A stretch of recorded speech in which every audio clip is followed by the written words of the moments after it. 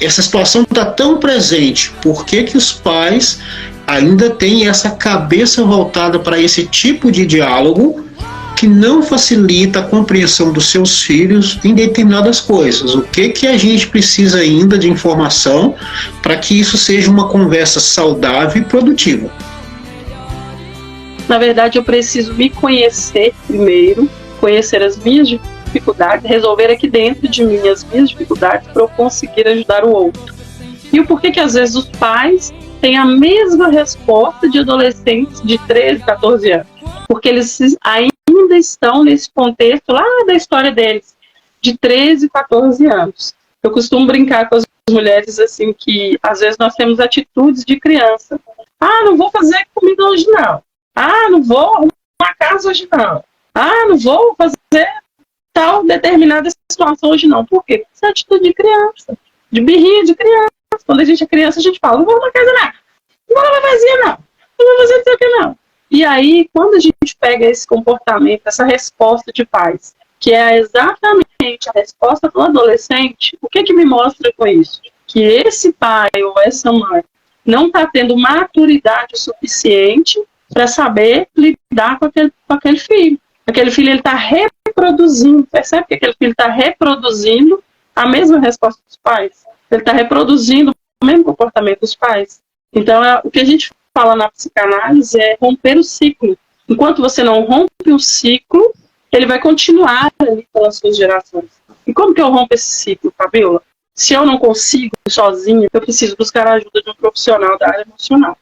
A ajuda que demora muito a gente perceber. Nós temos um caso que chegou até nós aqui, do grupo que está comigo nesse trabalho. Ontem mesmo nós fomos fazer uma visita a essa família. E aí nós, buscando mais informação para saber como é que está o clima, né? E o clima dentro daquela família, nós conhecemos um pouco mais e percebemos, através dos relatos, que os filhos já, desde quando nasceram, já tem esse contexto de drogadição.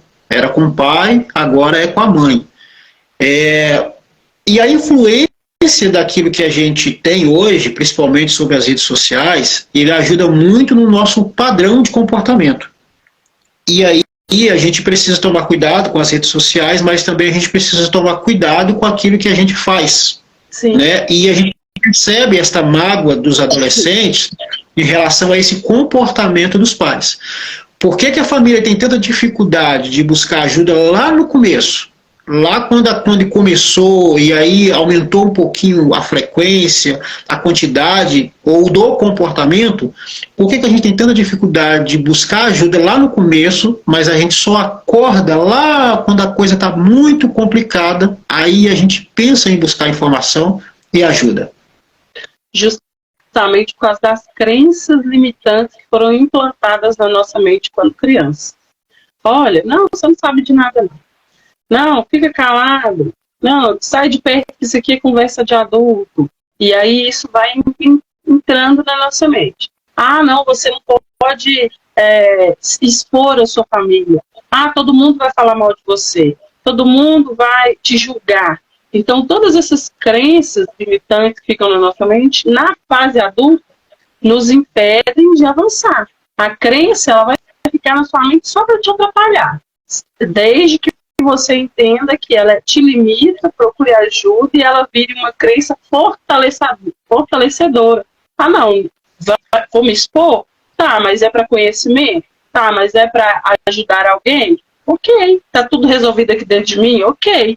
Mas enquanto isso não acontece, essas crenças ficam na nossa cabeça. E aí esse medo da exposição, antigamente aconteciam abusos e hoje idosos de 50, 60 anos que foram abusados não falam sobre isso. E aí acaba que aquilo que aconteceu com um acaba acontecendo com o outro e acaba tornando-se normal, porque antigamente não se falava sobre isso. Por isso essa dificuldade. Eu acredito que o tratamento da família em si, que busca ajuda para um dependente, esse tratamento tem que ser não somente com o filho, mas também com a família. Porque a droga, ela não vem só desse filho. Olha esse contexto familiar, onde a droga veio lá da família passar. Nós só estamos reproduzindo. Só estamos vendo aí uma reprodução. E essa questão do ciclo, ela é muito importante frisar, Edmar, porque a gente acaba atraindo algo que a gente nem nunca viu e nem sabe por que está atraindo. E aí quando vai ver lá no contexto familiar, tem usuários dependentes e que a gente às vezes nem sabia, mas a gente está reproduzindo um ciclo. Verdade. Quando eu trabalho a prevenção, né, e o termo prevenir quer dizer chegar antes, por que esse trabalho não chega? Pelo menos assim, até o meu conhecimento, eu vejo muito poucos lugares fazendo esse trabalho de maneira preventiva. Existe muito argumentação, né, dos órgãos públicos em fazer esse trabalho, mas de fato isso não acontece. Pelo menos não da visão que eu tenho desse período que eu faço. É muito pouco. Como que a gente consegue quebrar esse ciclo dentro da família? Porque as famílias também têm essa dificuldade. Quando a gente fala em prevenção, parece que fica uma coisa na cabeça que já existe essa situação dentro de casa. Então, às vezes, as famílias se retraem, os pais se retraem, né, os adultos se retraem. Como que a gente pode conseguir aí quebrar esse ciclo para que, de fato, a prevenção, com tudo que ela oferece, que é muito boa, a prevenção, quando é bem entendida, ela pode sim evitar muita coisa. Como que a gente consegue alcançar essas famílias através da prevenção? É muito interessante essa questão dessa abordagem, Edmar, porque a mídia ela não está preocupada com a prevenção. A mídia está preocupada com o faturamento, infelizmente. E aí o porquê que não divulga, não se ouve muito falar sobre isso. Um pouquinho antes da sua pergunta aí, só respondendo esse gancho aqui. Porque é muito mais fácil e muito mais rentável eu mandar um paciente para o psiquiatra e o psiquiatra passar uma medicação e ele começar a tomar e aquilo ali gerar custos todo mês, do que eu tratar um problema que talvez eu trate um problema daí 2, 3 meses e ele não exista mais.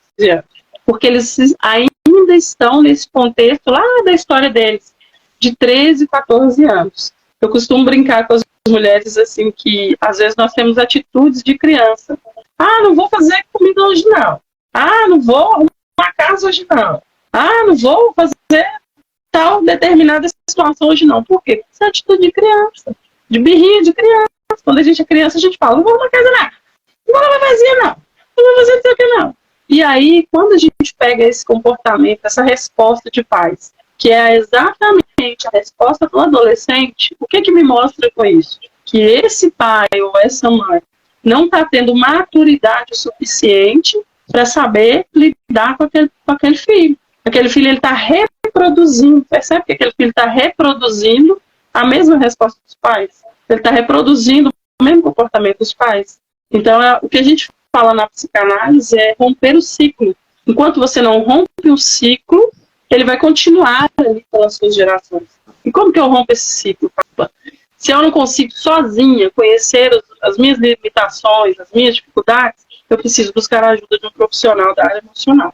Nós temos um caso que chegou até nós aqui, do grupo que está comigo nesse trabalho. Ontem mesmo nós fomos fazer uma visita a essa família. E aí nós, buscando mais informação para saber como é que está o clima, né, e o clima dentro daquela família, nós conhecemos um pouco mais e percebemos, através dos relatos, que os filhos já, desde quando nasceram, já tem esse contexto de drogadição. Era com o pai, agora é com a mãe.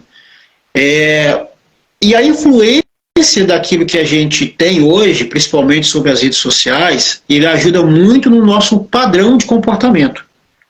E aí a gente precisa tomar cuidado com as redes sociais, mas também a gente precisa tomar cuidado com aquilo que a gente faz. Sim. Né? E a gente percebe esta mágoa dos adolescentes em relação a esse comportamento dos pais.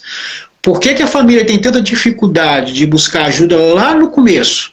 lá quando começou, e aí aumentou um pouquinho a frequência, a quantidade, ou do comportamento, por que a gente tem tanta dificuldade de buscar ajuda lá no começo, mas a gente só acorda lá quando a coisa está muito complicada, aí a gente pensa em buscar informação e ajuda?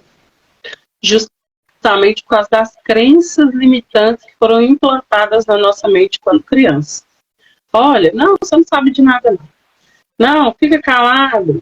Não, sai de perto, isso aqui é conversa de adulto. E aí isso vai entrando na nossa mente. Ah, não, você não pode expor a sua família. Ah, todo mundo vai falar mal de você. Todo mundo vai te julgar. Então, todas essas crenças limitantes que ficam na nossa mente, na fase adulta, nos impedem de avançar. A crença, ela vai ficar na sua mente só para te atrapalhar. Desde que você entenda que ela te limita, procure ajuda e ela vire uma crença fortalecedora. Ah, não, vou me expor? Tá, mas é para conhecimento? Tá, mas é para ajudar alguém? Ok. Tá tudo resolvido aqui dentro de mim? Ok. Mas enquanto isso não acontece, essas crenças ficam na nossa cabeça. E aí esse medo da exposição, antigamente aconteciam abusos e hoje idosos de 50, 60 anos foram abusados, não falam sobre isso. E aí acaba que aquilo que aconteceu com um, acaba acontecendo com o outro e acaba tornando-se normal, porque antigamente não se falava sobre isso. Por isso essa dificuldade. Eu acredito que o tratamento da família em si, que busca ajuda para um dependente, esse tratamento tem que ser não somente com o filho, mas também com a família. Porque a droga, ela não vem só desse filho. Olha esse contexto familiar, onde a droga veio lá da família passar. Nós só estamos reproduzindo. Só estamos vendo aí uma reprodução. E essa questão do ciclo, ela é muito importante frisar, Edmar, porque a gente acaba atraindo algo que a gente nem nunca viu e nem sabe por que está atraindo. E aí quando vai ver lá no contexto familiar, tem usuários dependentes e que a gente às vezes nem sabia, mas a gente está reproduzindo um ciclo. Verdade. Quando eu trabalho a prevenção, né, e o termo prevenir quer dizer chegar antes, por que esse trabalho não chega? Pelo menos assim, até o meu conhecimento, eu vejo muito poucos lugares fazendo esse trabalho de maneira preventiva. Existe muito argumentação, né, dos órgãos públicos em fazer esse trabalho, mas de fato isso não acontece. Pelo menos não da visão que eu tenho desse período que eu faço. É muito pouco. Como que a gente consegue quebrar esse ciclo dentro da família? Porque as famílias também têm essa dificuldade. Quando a gente fala em prevenção, parece que fica uma coisa na cabeça que já existe essa situação dentro de casa. Então, às vezes, as famílias se retraem, os pais se retraem, né, os adultos se retraem. Como que a gente pode conseguir aí quebrar esse ciclo para que, de fato, a prevenção, com tudo que ela oferece, que é muito boa, a prevenção, quando é bem entendida, ela pode sim evitar muita coisa. Como que a gente consegue alcançar essas famílias através da prevenção? É muito interessante essa questão dessa abordagem, Edmar, porque a mídia ela não está preocupada com a prevenção. A mídia está preocupada com o faturamento, infelizmente. E aí o porquê que não divulga, não se ouve muito falar sobre isso? Um pouquinho antes da sua pergunta aí, só respondendo esse gancho aqui. Porque é muito mais fácil e muito mais rentável eu mandar um paciente para o psiquiatra, e o psiquiatra passar uma medicação e ele começar a tomar e aquilo ali gerar custos todo mês, do que eu tratar um problema que talvez eu trate um problema daí 2, 3 meses e ele não exista mais. Não tenha mais esse custo financeiro. Então, é muito mais fácil as unidades de saúde mandarem para o profissional receitar a medicação e ficar na medicação por uma vida inteira. Né? O custo em medicação é muito mais rentável. Então, por isso que não se investe nesse universo de prevenção. Como que nós podemos ajudar as famílias nesse sentido? levando conhecimento de pouquinho a pouquinho. Eu falo que é um trabalho de formiguinha, né? Quem tem o conhecimento referente a esse assunto é levar o conhecimento o mais amplo possível, em escolas, em postos de saúde, em todas as maneiras de abranger pessoas, porque, infelizmente, nós estamos debaixo de um regime onde as pessoas não sabem o que é prevenir, as pessoas só sabem o que é tratar.